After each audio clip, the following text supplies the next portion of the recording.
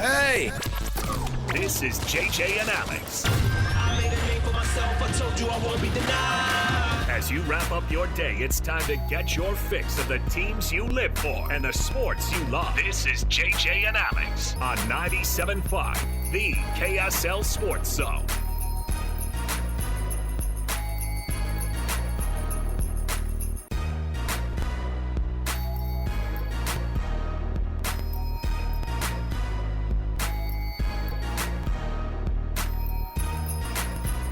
We got to talk about it. You know why? Because it's Olympic news. You know what I mean? Like, we have to talk about it. We'll ask Sam Farnsworth about it tomorrow on the program. Hey, welcome. I'm sure on he's in. studied up on it. Mid-conversation here. So we bring you our program today, a short show on JJ and Alex. We've got ourselves a Jazz-Hawks matchup. It's always weird. It's always interesting, JJ, when they go out on the road and then the trades happen while they're out on the road. And whatever that awkwardness is of, like, you know, I think during some parts of the season, you know, you got to have like a, what do they call those? Like a go bag, right? If you're a, you always have it packed. Yeah, it's like a scene out of Born Identity. Like just in case break glass type situation. Right, and so then you see Jaren Jackson Jr. go to his locker, he opens it up, and he has 5 passports and 75 blocks of different cash across the country, across the world, so he can travel to Utah. And so, but of course they're on the road. I mean, they've been making this road swing, and so they're on the road. And breaking news: Jaren Jackson Jr. unavailable tonight for the game against the Hawks. So not even in Atlanta. I don't. And listen, but the truth, he want touched him ground available here in Utah. Yeah. If you go look at Utah Jazz social media, Lots of smiles. Austin Ainge was there to greet him off the plane. He texted, "Take note." Yeah, he wasn't in tears. On his That's a good tweet. sign. Listen, he got bailed out. Like, what's great about this move? What's great about this move is that organization was going nowhere fast. They were being, and they continue to be in a way still till they're able to figure it out. The John Morant, block of cement around the ankle as it pulls you down to the bottom of the ocean. Like, that's how it feels, I think, a little bit. And what could have been and all those things, and Taylor Jenkins being gone, and all those things that have happened to that organization, he must get here to Utah, regardless of what he might think or have preconceived notions of with this Jazz organization.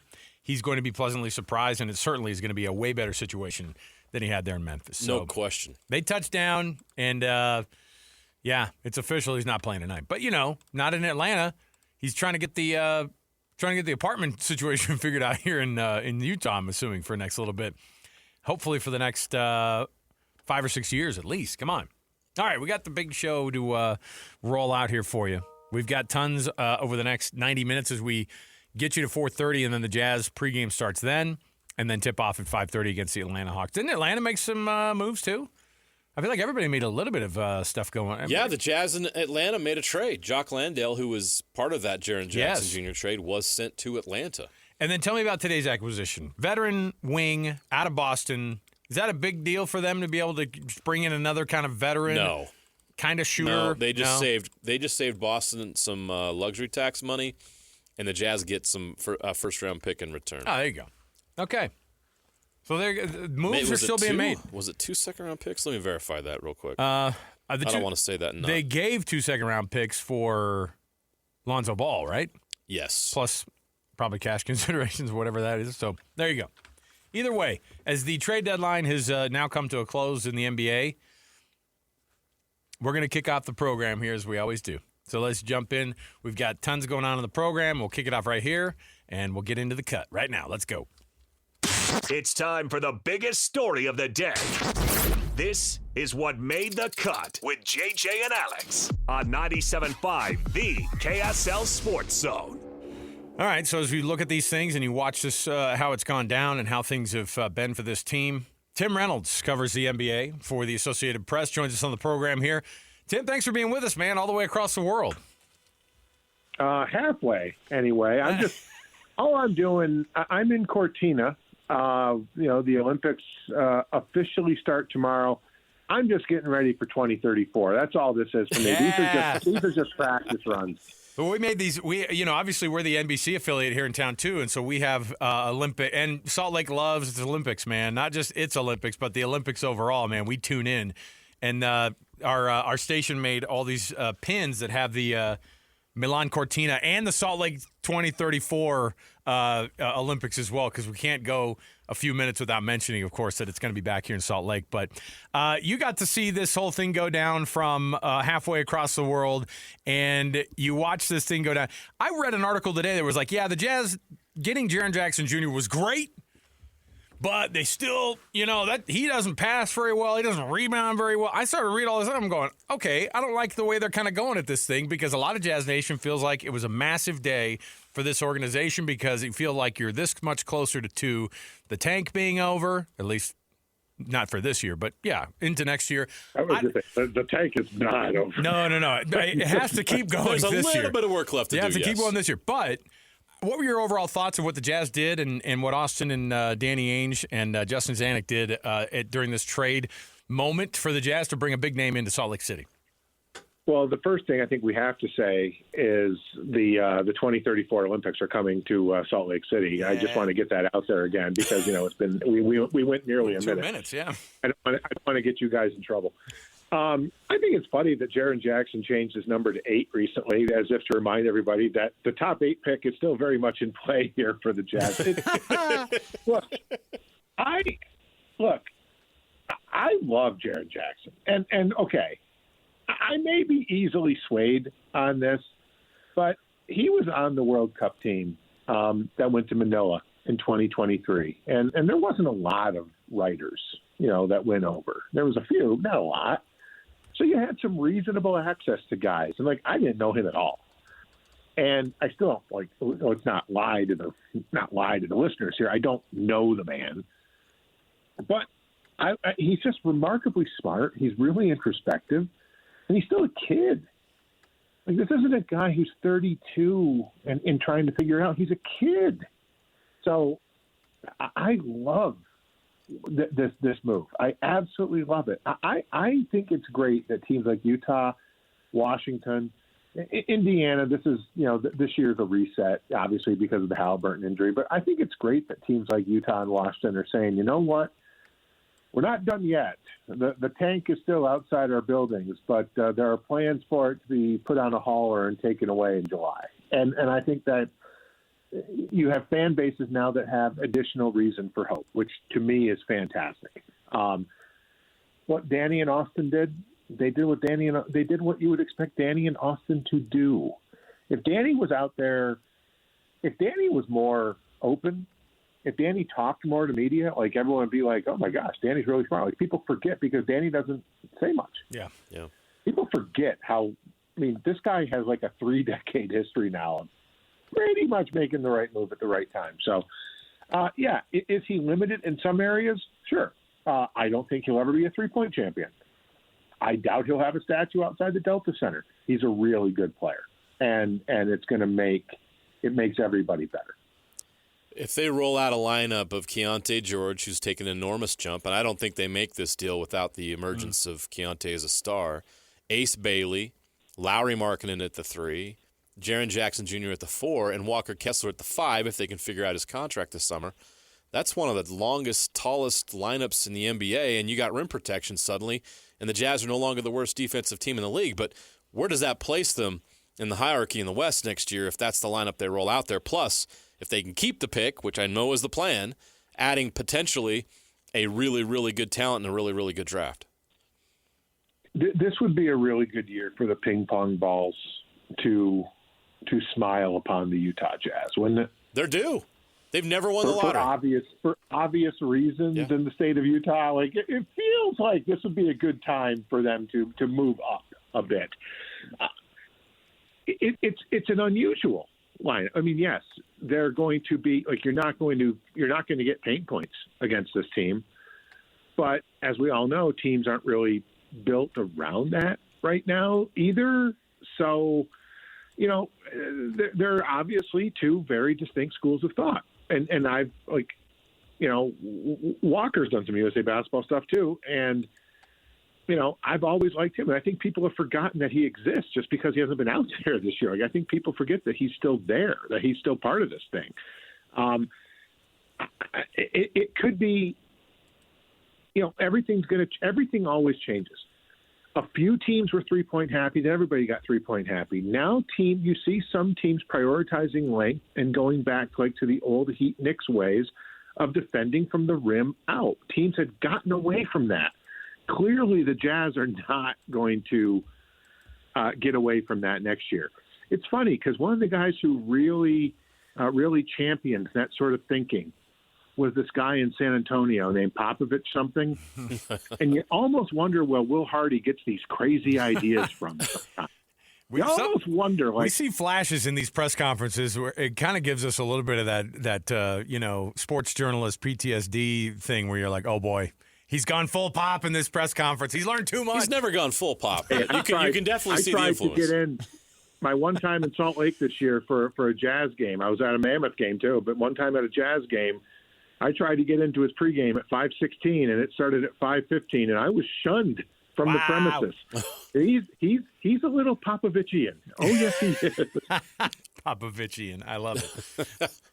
Yeah, he certainly learned from the best. There's no doubt. As you watch how the Jazz have kind of done, JJ brought up with Keontae George making such a big jump this year, and that makes this type of a move even more doable or even more, I think, successful because people feel like that they have guys that can play. And with Lauri Markkanen, Jaren Jackson Jr., if they're able to lock down in restricted free agency over the summer, Walker Kessler, if they're able to, make sure that core group stays together, what's the reality of that starting group, and then maybe an Ace Bailey who still has some growing up to do, obviously quite a bit. But what does that lineup look like to you? Is that a potential playoff team, or is it still early for people to look at that and say contending for the playoffs? No, maybe a play-in. I don't know where to think about where this team is because fans over the last couple of days have said, hey, getting back to the Western Conference Finals is going to feel great. And you're like, well, pump the brakes a little bit. But what's the reality of next year compared to this year if that group does get together? So if we just stick to that core of five, let's just say that if that's the projected starting lineup, that Kessler stays, and let's forget about the draft pick, because unless it's a Victor Wembanyama type, it's really hard to count on a rookie. Right. It's unfair to say a rookie's going to be a key contributor on a playoff team right away. And there's some really good rookies, obviously, coming into the league next year. But if we just go with those five, it comes down to the margins, right? If healthy, if the health gods smile upon the Jazz for a change, you could be a playoff team. If the health gods don't, you could be a play-in team and have to be playing really good in the second week of April. But the idea that there's going to be an 83rd game of the season for the Utah Jazz next year is not outside the realm at all. Some things will, at some point, the ride for Golden State will end. I don't know when it will be.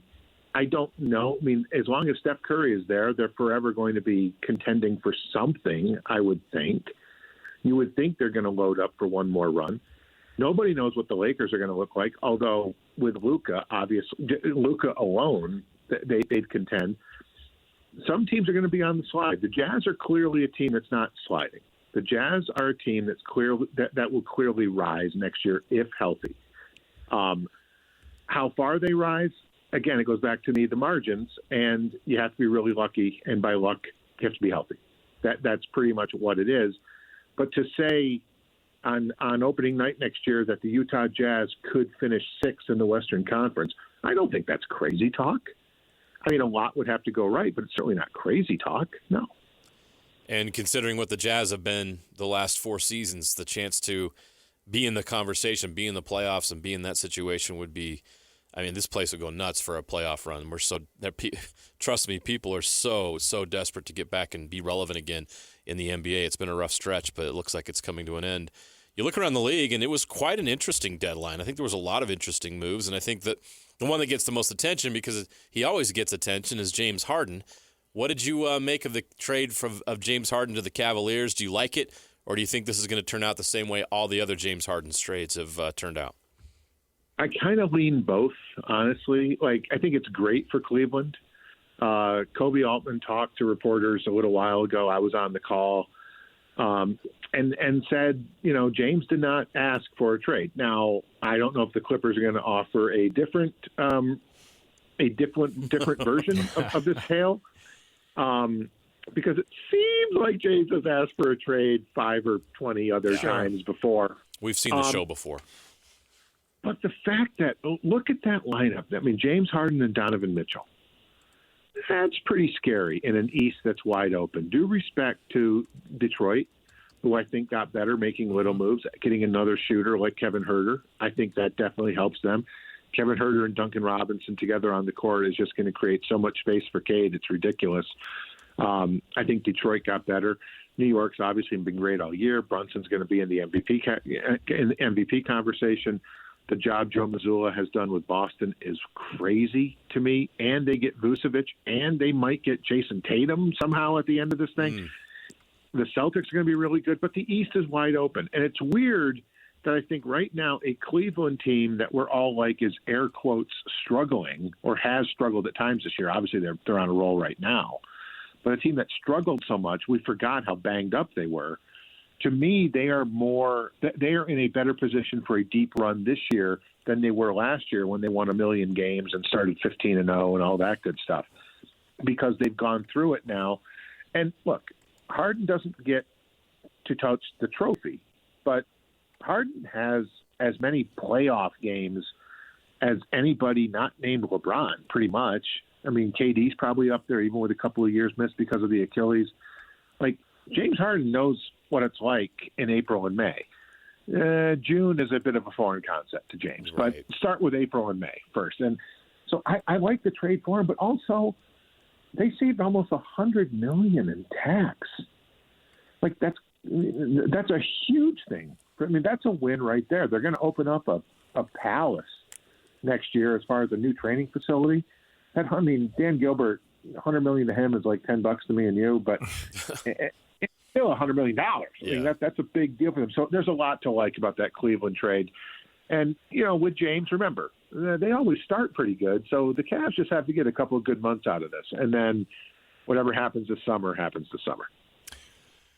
Tim Reynolds writes for the AP, covers, is covering the Olympics in Milan Cortina. He's in the Cortina part of it. And, of course, Salt Lake Olympics are going to be hosted here in 2034. I don't know if you knew that or not, Tim. But I've already I've been to Park City preparing for the 2034. Good. Doing your research. Smart. So can't wait.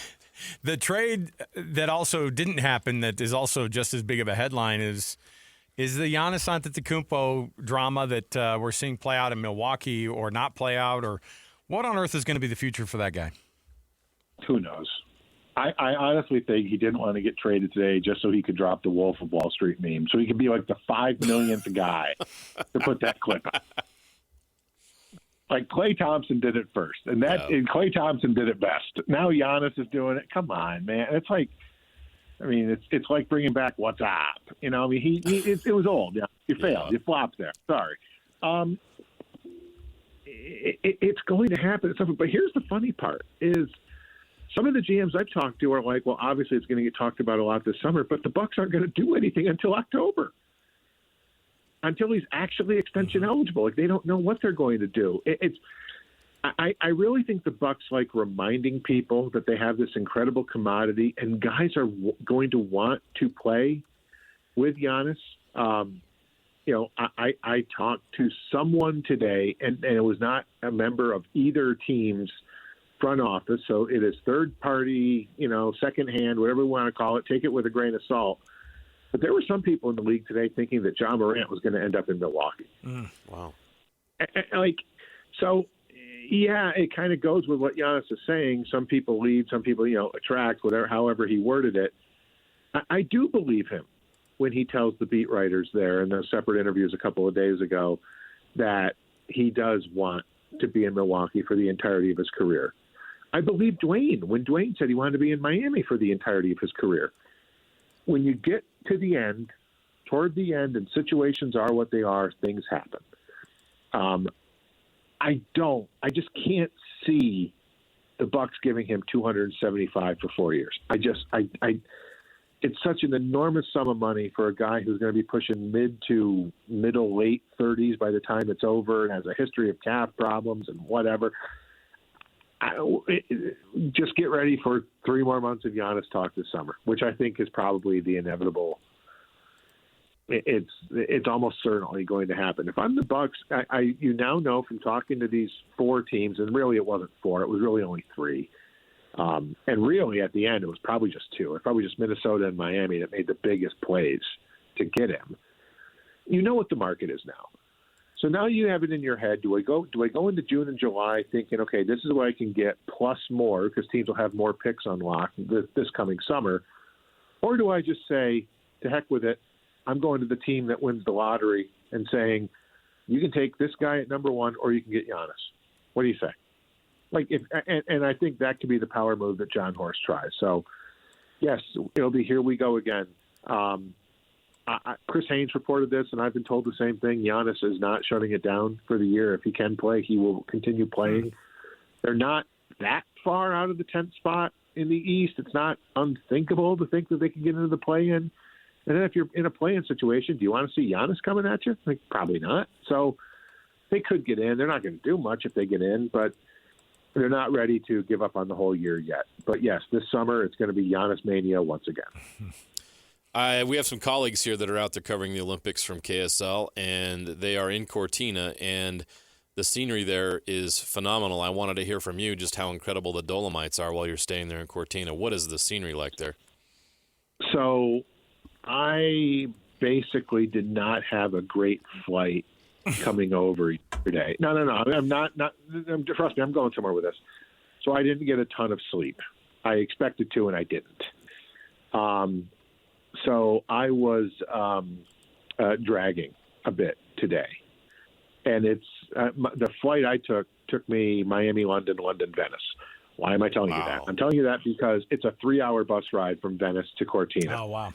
I was done. I was dead to the world until we got to about 2,600 feet elevation. And then you just sit there with your mouth open. It's incredibly gorgeous here. It's an old town, but I say that in a good way. It reminds me of vintage Lake Placid. The streets are narrow. There's snow and slush everywhere. There is no sidewalk. It's just covered in slush and winter crap. And the people, you see Olympic banners everywhere. People here, I can't speak for any of the other clusters, but people here are so excited about the Olympics being back in Cortina. We don't have all the details on the opening ceremony tomorrow night, but I do know that they're going to be walking down basically the main road in Cortina, and I think the people of this town are going to be standing 10 feet from them. That's awesome. The athletes that are going to do their parade here, they're going to be able to stop and take pictures with their loved ones and things. If I'm understanding this correctly, instead of pointing at them right from a million miles away in the middle of a 75,000 seat soccer stadium or something. There's just such a coolness to this. It's like anything, people saw how spread out it was and different clusters and, this is terrible. It's not going to work. No, it's different. It's not terrible. And there's going to be an old timey, heartwarming feel to it, especially up here. And I don't know if you guys have heard, but it's coming back to Salt Lake in 2034. Oh, yeah. And I think there's a lot of lessons to be learned from this because you can't do it the same way you did in 02. So maybe there is a way to incorporate some of the thinking. Guys, it's my 13th. It's my 7th winter. I'm really excited. I'm super excited about this just because of it's unspeakably gorgeous up here. That's cool. Do you have a thing that an event that you have circled that obviously you probably have a plan of things you're going to be covering, but is there one that you go, I cannot wait for X? So I'm kind of the Woj of sliding. And not that it doesn't mean anything to anybody. I just like telling people I'm the Woj of sliding, and they just roll their eyes. So does that include the luge, skeleton, all the bobsled events, all that stuff? I'm the bobsled skeleton luge guy. Okay. I'm Mr. Bobsleigh. It's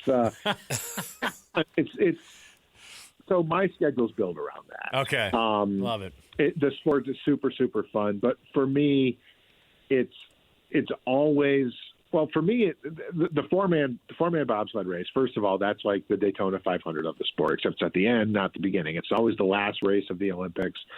It's awesome for two reasons. One, four-man bobsled is just the greatest thing. And two, it means I'm going home tomorrow because it's the last day of the Olympics. Yeah. So it's a double win for me. I am very excited this year about women's monobob. I think it's the Americans and the Germans who are going to dominate a lot in women's bobsledding. I think the U.S. has a chance they could win the whole thing in women's monobob. They could watch Germany win all three medals. Keisha Love, a proud daughter of Utah. That's right, from Harriman. The reigning world champion in women's monobob. I know everybody will be out there watching anyway, but this could get really fun. So for me, I would say women's monobob, four-man, and kind of want to see. I know she's a Park City girl, so Ashley Farquharson, if she did something in women's luge, it would be awesome, but I've followed the Sweeney family for a long time. I'd kind of like to see Emily Fishnauer find her way to the medal podium in what might be her last Olympics. So there's a lot. There's going to be a lot of cool racing, and I've gotten to know a lot of these. I've watched a lot of these adults that are here racing. I've watched them race since they were kids. That's awesome. And this is going to be the last one for a lot of them. It might be the last one for me too. There's some steep hills out here. There's some steep hills. I was going to say, this might be a young man game going forward. Yeah, no, Tim, you're going to make it to 2034 here in Salt Lake City. Trust me. Oh yeah. Because the Winter Olympics are coming here in 2034. I just learned it's coming back, but that's 2030 is in the French Alps.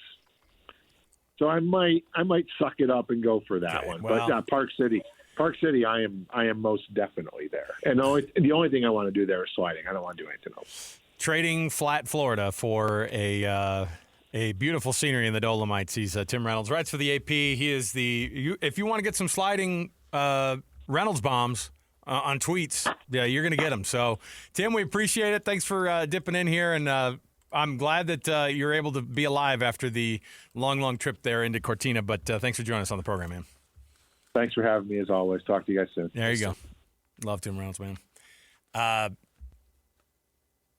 People surprise you with, like, the niche things that they're into, right? Like he I thought he was kind of joking a little bit, and then he went all in on the sledding. I was like, that dude knows his sledding. Oh, yeah, but, I mean, as a guy who... He even dropped monobob. I know. As a guy who, like, tries to convince people about, like, how cool F1 is, and I fail all the time, like, I get it. Him dropping all that stuff, and, like, he's way too knowledgeable about rules and regulations and how that works, and watching it is at a different level. I love that stuff. So, and, of course, Tim gives us so many good drops when it comes to the NBA stuff, so... massive weekend, of course, or a massive week of trades, and the trade deadline is now passed. And then now teams are just going to have to sit with what they have and figure out what they're going to do in the offseason and then into next year. So we'll take a break. We'll come back. We have more around the corner. We've got some sound for you. That's right, some football talk. How about this?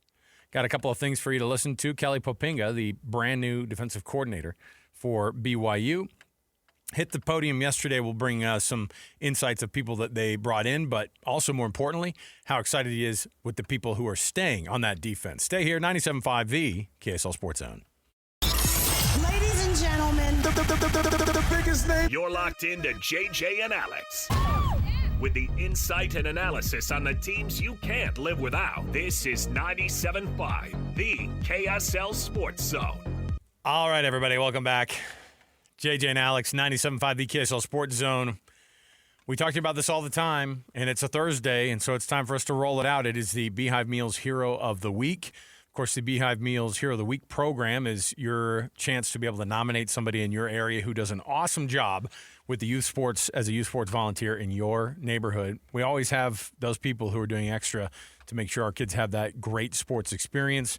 And the alternative is JJ and I, who aren't able to go to very many games and or practices, And so we rely a lot on folks who do all of that and do such a phenomenal job teaching kids sports in our neighborhoods and doing it without any kind of recognition. You can nominate somebody at KSLSports.com/contests and listen every Thursday where we read those winners off. And Beehive Meals is the proud sponsor of the Beehive Meals Hero of the Week program. They throw in a $250 to Beehive Meals for their trouble. Plus, we honor them on social media as well. This week's winner is Ann Turner, nominated by Chris Winters from the Alpine School District. We appreciate both Ann and Curtis for making the nomination, because we need those nominations to be able to honor these people. Ann invests hours and hours during marching band and winter color guard seasons, providing meals and snacks for the students during every competition and trip. She's proactive, super friendly, and helpful while making amazing meals to satisfy the well-earned hunger of our musicians and color guard performers and develop at each of our events. She loves to help our students have a great experience through the food she organizes and makes, along with all the water bottles that we need to stay hydrated and safe out in the heat. She is a true hero. And she gets $250 from Beehive Meals. Congratulations to Ann Turner. There's always somebody in the background who does so much for those programs. And if it's marching band, color guard, if it's drill, if it's cheer, if it's any of the youth sports across the board, and you have a nomination, throw it in there. KSLSports.com/contests, and then we can honor them like we did Ann Turner today, the winner of our Beehive Meals Hero of the Week. All right, JJ, BYU football. Man, that first Tuesday in February just means so much less nowadays, doesn't it? It's fine. It's fine. Okay. Times have changed. Why would recruiting stay the same? It does. I know a lot of us have, I know Mitch and Steve Bartle talked about it earlier this week. You know, those two, I don't know two guys that covered recruiting more than those guys during the height of it. And they're both kind of like sentimental about the first Wednesday in February. I'm like, yeah, but like times have changed. Yeah, like, early signing day. Come on, man. Early signing days in December. Kids are on a different calendar. These schools want their kids in for spring football. So February doesn't work anymore. It works for some schools, and a lot of the small, like a lot of FCS schools, Division II. Yeah, sure. And NAIA and JUCOs are piling up right now, but the big boys are done. Well, in the instance of and BYU still is like, hey, we don't know what to do with our hands the first week of February, so we're just going to keep. I'm just here. They're just having a press conference so they don't get fined. Yeah, that's exactly doing? right. They're like, hey, we do this every year. It's like, okay, and look, in the end, they're able to highlight themselves and put out there, and just as big of a deal of the signees, it's also hearing for the first time officially from the new defensive coordinator of BYU, Kelly Poppinga, who talked about this recruiting class and hyped it up as being, are you ready for this, the best in BYU's recruiting history. Here's what he had to say about it. You know, on paper, the best recruiting class in BYU history, and so I think both offensively, defensively, even some special teams things that we did. Really excited about where we are, especially defensively, with some of these linebackers, the inside backers that we got and the outside backers that we're be able to get, not just out of high school, but the portal. Cade Ulave is a big pickup for us, and we're excited to see him have an impact here, and just a bunch of these other guys that we've been waiting to come home from missions. Yeah, we're in a really good spot. I think we're as deep as we've been defensively since I've been here in the past 3 years. So I think that's a credit to just everybody over the last 3 years, how we've been able to recruit and build good depth for our whole entire team to help us look more like a Big 12 football team. So A-Rod reiterated kind of the same theme, which was, hey, we got so lucky because all of our best players are coming back.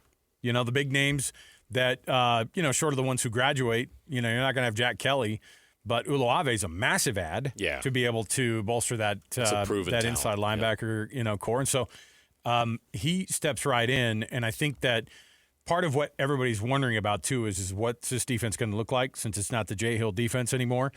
K-Pop addressed that about what it's going to look like. Yeah, I don't think it's going to be too much different, honestly. I think, what we've been doing here has been working. We've had a lot of success with it. I think a lot of the stuff that Jay was doing was stuff that Kalani's done in the past and stuff that Gary Anderson's done in the past, and both of those guys are still in the building. So being able to get feedback from those guys every single day and their influence, and then just like what A-Rod's saying, adding these coaches, adding DeMario Warren and adding Lewis, those guys are great coaches. And just sitting in the room with them the last 3 days and having us all together as a staff, I'm just finding that being able to have those guys come from different places. They're bringing a new energy, and not that the energy was bad, but just a different type of energy here, and bringing like just new ways of seeing things. And it's going to help us improve as a defense. And yeah, I'm excited to have those guys here. Do fans believe it? I hear K-pop, and I'm not accusing them. I'm not saying like, oh no, he doesn't know. Come on, man, don't try to minimize this. But this is a defensive system. While Tanner Wall talked to us a lot about this last year. We had him on a couple of times, and he's like, Jay Hill sees these defenses differently. And I know that we look at it and they go, oh, it's in this style of a defense that these guys already know. But Jay brings his own twist to it. He's always innovating. He's disrupting the defensive world, the defensive tech world. And, I think K-pop, the reality is that the biggest part of all this is, he mentioned all those coaches that make a difference. But the personnel that you keep and bring in are what's going to make this defense good. You know what I mean? It's not, you're not going to have to convince these guys to buy into the system, and it's not a new thing for them either. But on top of it, the best thing about this is the personnel is as talented as it's ever been, and the guys you want to see making plays on the field for those defenses, guess what? They're going to get a lot of takeaways, JJ, and they're going to get a lot of pressure and a lot of mixed pressure and a lot of very different looks. And I think that when you name off all the coaches, I always get a kick out of hearing Gary Anderson's name and all that too, right? But he's a massive part of this, even though he probably kind of hides a little bit in the back as a guy. I'm telling you, it makes such a big difference to have those guys mixed with the awesome personnel that they have. Well, a coordinator's only as good as the players he has to plug into those positions. Yep. You can come up with all sorts of schemes. If you don't have the players to execute it, it's not going to work. And we praise Jay Hill a lot, and for good reason, but that guy had NFL players at Weber State. And even some of those guys came to him from Weber State to BYU. Yeah. Like, he developed that talent, but those are talented guys, and you got to have those kind of playmakers. You talk about Jack Kelly and the impact he had at BYU. I think they're going to have similar success with Kedu Uluave coming from California, former Mountain Ridge star. So Kelly Poppinga is going to be successful as a defensive coordinator because of the guys that he has to work with. And you're exactly right. You look at that roster right now, what they're bringing back. If Uluave can step up and give him close to what Jack Kelly did, BYU's defense is going to be just as good. And is Kelly Poppinga going to have to learn a few things here and there? Yeah. When you're in that position for the very first time, it's going to take a minute to figure it out. But he's very familiar with all that personnel. He's very familiar with BYU. It's not like he's coming into some place it's not like he came from, I don't know, Rutgers, and he's coming to try to figure out Provo. Like, he knows that place. So he's going to be very comfortable in that sense, which is going to help him with the other parts of that transition. So I think it's going to go really well, not only because I believe that Kelly Poppinga is brilliant and he's the right guy for it, but because he has incredible personnel to work with that are going to be able to execute what he wants to do. Let's take a break. We'll come back. We have more to go. Top of the hour here when we turn around this 4 o'clock hour. We're going to have Matt McConnell, who, of course, is the TV play-by-play voice and face of the Utah Mammoth, give us his thoughts as they go into the break here in a massive win over a very good Detroit Red Wings. And, man, it was feisty, too. A little bit of chippiness going on. And big win for the Mammoth. You called it, JJ. They got that win, and they learned something, I think. I'll tell you about it also at the 4 o'clock hour. We have Would You Rather next. 97.5, the KSL Sports Zone. Listen, everybody. Real-life hypotheticals to get your brain churning. As JJ and Alex ask, would you rather?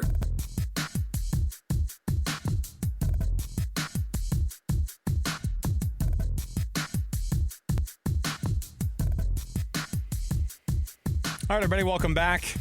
Scotty G is going to be out and about on Friday, tomorrow, in Nephi at the Bar W's The Grill restaurant. Go check it out for yourself. Fresh beef, of course, featured heavily on the menu at the Grill, so it's a win-win for you. 2264 South Main Street in Nephi. Scotty will be there from noon to 3 for his program tomorrow. By the way, we're still taking your keywords that you can enter in online to win that 75-inch smart TV, courtesy of KSL Sports and the KSL Sports Zone. Go to kslsports.com/contests. There's additional entries you can put in there at the website, but also we give out keywords, and you have an even better shot to win that 75-inch TV for all of your viewing needs this weekend, whether it's the things happening in Milan Cortina. Those aren't trademarked, are they? Or in good old Santa Clara for the big game. So the key word is, I appreciate you guys doing this for me. Seahawks. Yeah! Just type in the keyword Seahawks at kslsports.com/contests, and you'll be able to get yourself more entries for our 75-inch smart TV giveaway here at the KSL Sports Zone. All right. So I was in shock last night to watch BYU drop a third straight, this time to Oklahoma State, who's not as lowly as they have been in the last couple of years. They're improved, JJ. yes. They are improved, However, the most glaring stat is that the Big Three played pretty darn well. That BYU outshot Oklahoma State by a lot from the three-point line, but they could not play defense to save their lives, and they lose 99-92 on a night that they get 36 from A.J. DeBonsa, 20 from Richie, 18 from Rob Wright III. Those are the type of numbers that you would have seen a runaway win with, JJ, earlier in the season. This team has a lot to kind of look in the mirror and figure out right now. Yeah, look in the mirror is right. This is a breaking point in their season, in my opinion. This is going to go one way or the other. And all you got to do is look up north to their friends up at Utah State. The Aggies were at a breaking point after a loss at home to UNLV. A bad, bad loss. They looked terrible. They weren't playing hard. They didn't just lose to UNLV. They got beat pretty good. And you're starting to wonder at that point, what is wrong with the Aggies? Well, how did they respond? They go on the road and gut out a tough one at Fort Collins. And since then, they have just been on a roll. Huge win last night. Massive. You win by 20 at the Pit? Crazy. Like, the Aggies are playing at their best. So can't BYU do the same thing? I believe they can. Now, this Saturday, they've got number 8 Houston coming into the Marriott Center. Houston's a legit national title contender. They are good. BYU must win that game. If not, where does their confidence go? 4 straight losses if they don't win that game? And then they still don't have great quality wins. They've got to win that game. Saturday is a turning point for this BYU basketball season. How will they respond to this adversity? Will they bounce back? Will they get a big, high-quality win? Or will they continue the tailspin? And that what happens with the attitude on that team with a lot of young players when they tailspin?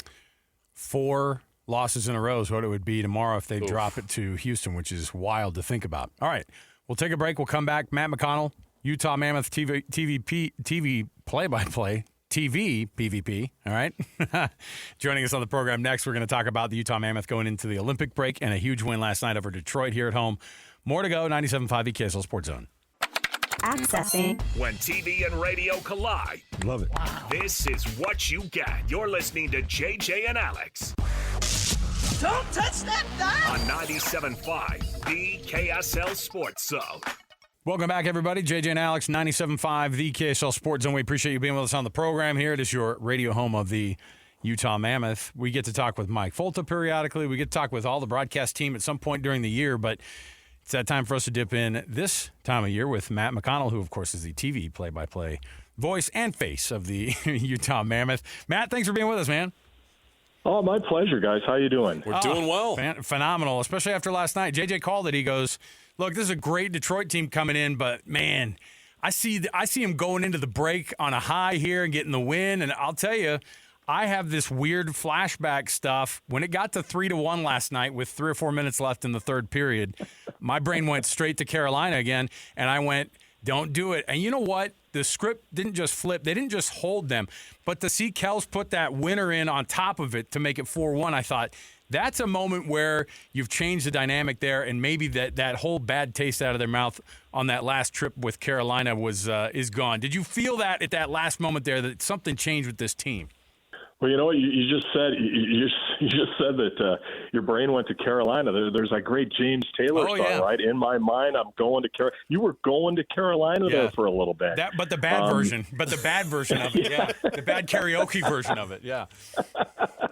You know what? It's there's always a couple of games every year, right, where where it just doesn't go your way, where you blow a lead or you come out flat. And in the game in Carolina, they melted down. They blew a lead. They gave up all those goals in the span of a minute 59. But I think what we're seeing is a real transition and a real I don't want to say growing up period, but I guess I will, of the leadership of this group. You've got a lot of really good players, I think, that are starting to get over the hump. And Dominic Moore and I talk about this all the time, and he's getting so sick of me saying this, but I think the holy grail in hockey, and it's probably the same in all the sports, right, is you got to be able to get over the top. And, Andre Tourigny talks all the time about you're never going to get over the top until you go through it. And I think that's really true in hockey. We saw the Florida Panthers go through it and then get over the top, and now they've won back-to-back Stanley Cup championships. So, that did cross my mind. I'm not going to lie. Last night when I was sitting in the booth there at the Delta Center, but I just think this group is in a really good place right now, and I think they're doing everything they can to prove to everybody that they're a playoff team, and I think if they get in, they're going to be a tough out. They're going to draw a tough opening opponent. If they get in, it's going to be a Colorado or a Minnesota or even a Vegas if they cross over into the Pacific Division. So, but I just think they're really starting to turn the corner, and guys like Keller and Nick Schmaltz and that are having a huge impact in a positive way. Yeah, last night was a great way to go into the break. Everything feels really good right now, and it did take some of that bitterness out of that Carolina defeat and the way that trip ended. But when you look at the big picture and you look at what they accomplished in January, without Logan Cooley, by the way, most teams that would lose their leading scorer would tumble a little bit. As you're watching this team, how are they able to overcome the loss of their leading scorer? What was it about this team in the month of January coming together? Were they able to overcome that? Yeah, that's a really good question and a really good observation. And yeah, you got to go back to that game right in December in Vancouver when Cooley went into the post.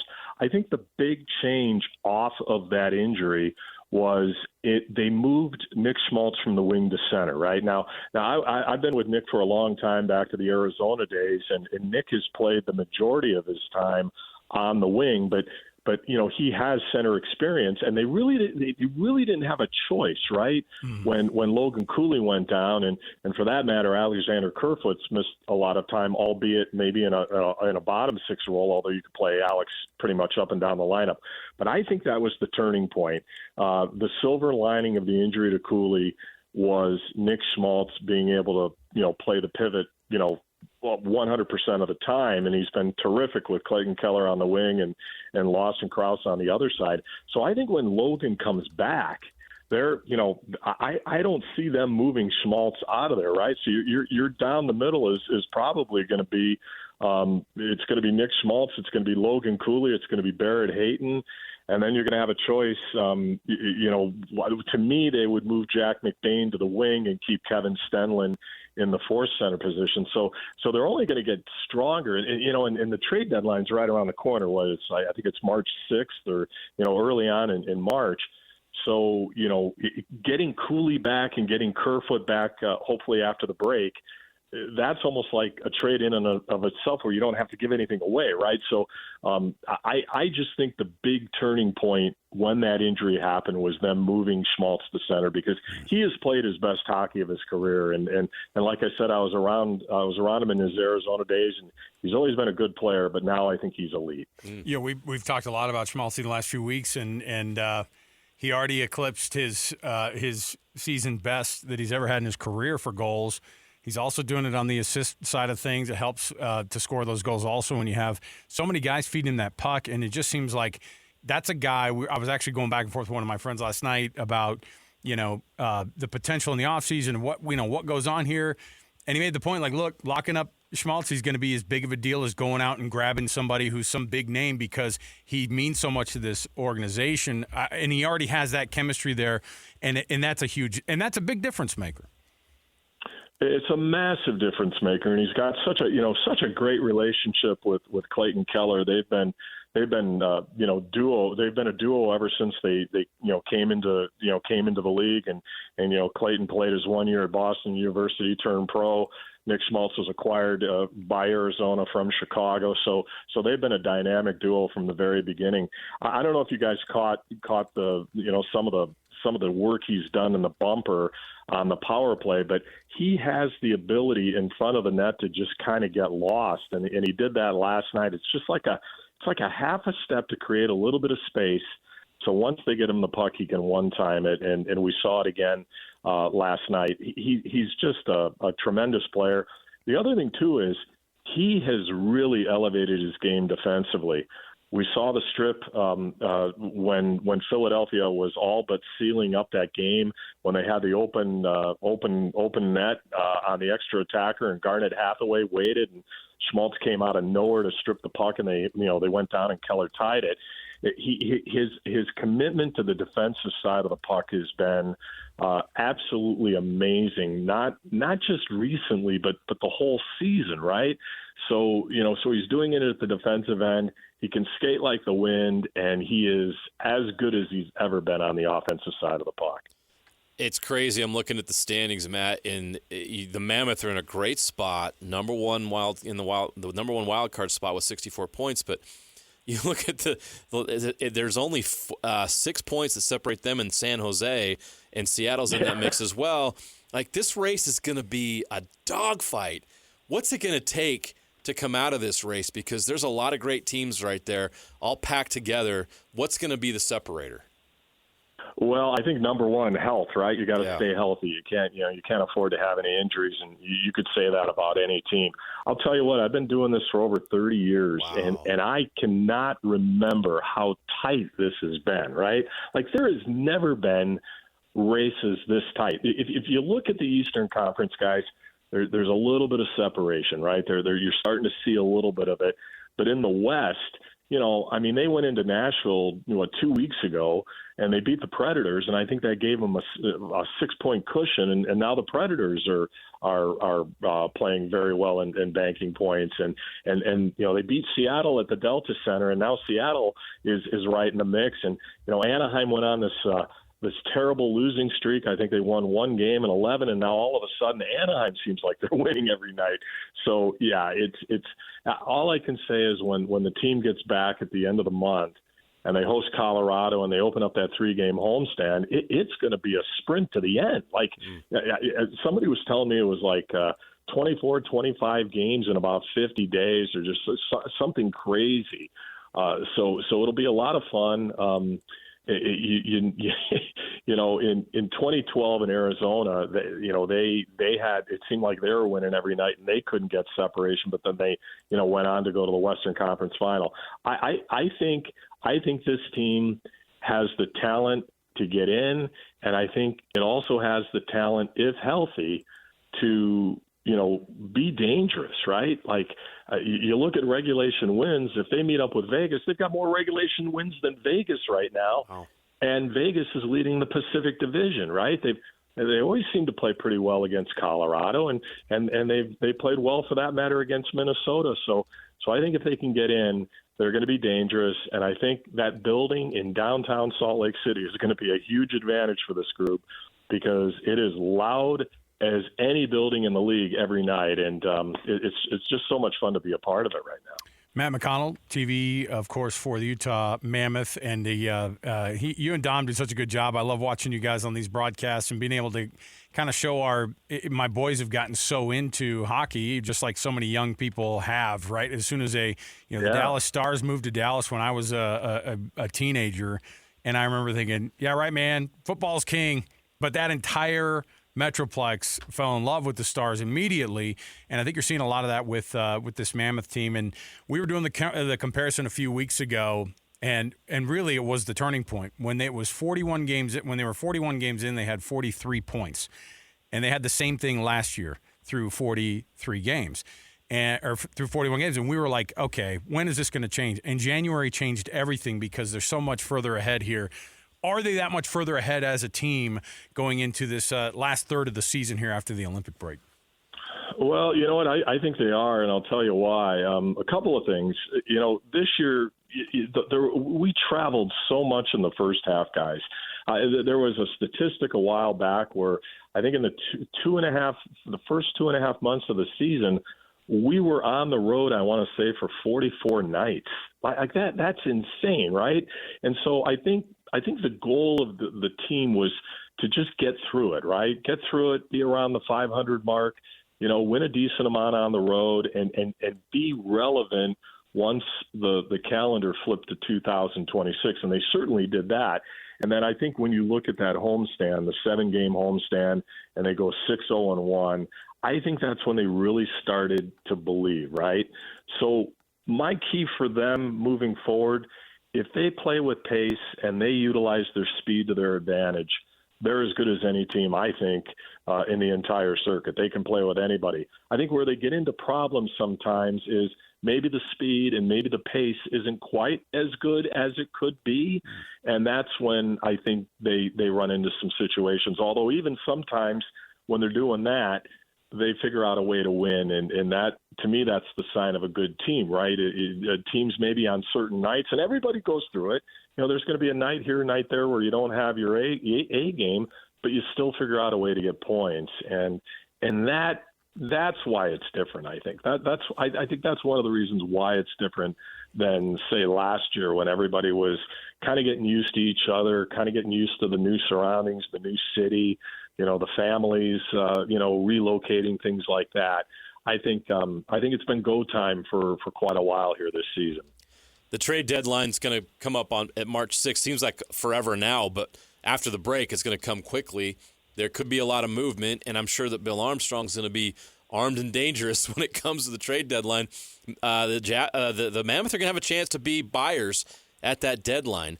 If they are, and if they do, what do you think they're going to be looking for? As you and Dom are watching these games, I'm sure you're breaking it down even when you're traveling. What are the elements that this team maybe is missing, or something you could add to this group to take things to another level? Well, I think first and foremost, guys, it's kind of like what I said not too long ago. Is they're going to get Logan Cooley back, they're going to get Alexander Kerfoot back, and so those are kind of like acquisitions as they are. But Bill Armstrong is a guy. First of all, I think he'll listen on anything, right? Yeah. He's said repeatedly that his job is to do anything he can to improve the team. And just being around Bill for several years now, I know he prefers to do things via the trade. He'll free agency on July 1st. He'll make improvements to the roster, but I don't think he likes to pay the inflationary prices. So he typically does his damage via the trade and via trades. So what am I thinking? I think they're pretty happy with the roster right now, but I think maybe a depth piece here and there, maybe another defenseman, maybe a power play guy, maybe a right shot, something like that. We'll have to wait and see what they do, but I think overall they're pretty happy and they're in a good position. They're not like some of the teams in the league that really feel the pressure to make a deal to try to get things turned around. I think if it was status quo and they went in past the trade deadline with what they've got right now, they'd be pretty happy. So I think it's going to be fascinating. I think it's, in Arizona, it was always $1 in, $1 out, right, due to the financial constraints. But certainly that's not the case anymore. And if they can improve this roster by the deadline, then I'm sure they're going to do it. Matt McConnell, TV, of course, covering the Utah Mammoth. You guys do such a good job. Dom, you see he and Dom, of course, on TV every night and covering this team exceptionally. And you've been all around this league, Matt, and we appreciate you bringing it here to Salt Lake and educating us. We're still getting our feet wet here, or frozen, so to speak, with all this. So we're still trying to figure it out. So we appreciate you hanging out with us and educating us, man. Well, you know what? You guys are terrific too. I listen to you a lot, and let's do this again. It's been too long. Let's anytime you want to talk, just give me a call. That's no problem at all. I like that idea, man. Thank you so much. All right, appreciate it. We'll take the break here. We'll get you ready for some Utah Jazz basketball down in down in Atlanta. They're taking on the Hawks here in just a few minutes. JJ, quick thoughts on how this one's going to go down for the Jazz are going to lose, man. They're shorthanded. Kevin Love's out now. They don't want to win games right now. They're trying to keep that pick. So Jazz are going to lose tonight. Did you just hear him, Napoles, when he's like, Jazz are going to lose, man? Woo! I was like, man, yes. Injury update for everybody if you're wanting to know. Key's going to still be out. So that's going to be one that I think is going to be missed. But Kevin Love is officially out. We were seeing if he was going to be available as well. But lots of folks here as you look at this thing. I don't think it's going to be the 7 guys that we're dressing, but it's going to be kind of close. Yeah, I think you're going to see they're a lot. going to be very shorthanded, and they have no incentive to win. So. You're going to see a handful of guys on this bench who are ready to play. You're going to see a handful of guys in the Anthony Davis standard dress. So street clothes tonight for a lot of guys. I felt so bad. Somebody did an AI statue of him in street clothes on the bench in Dallas. That's like, funny. You'll be missed. And I was like, oh my gosh. I don't know. After everything is all said and done, though, and the dust is settled on this on these trade deadlines, we'll see how this one goes down. All right, coming up, you got yourself much more. You've got hockey, of course, around the corner. You've got everything coming right at you here. It's all brought to you by the good folks at U of U Health. University of Utah Health. Hope is in our DNA. Learn more at uofuhealth.org. That's uofuhealth.org. We'll be back again tomorrow, 97.5 KSL Sports Zone.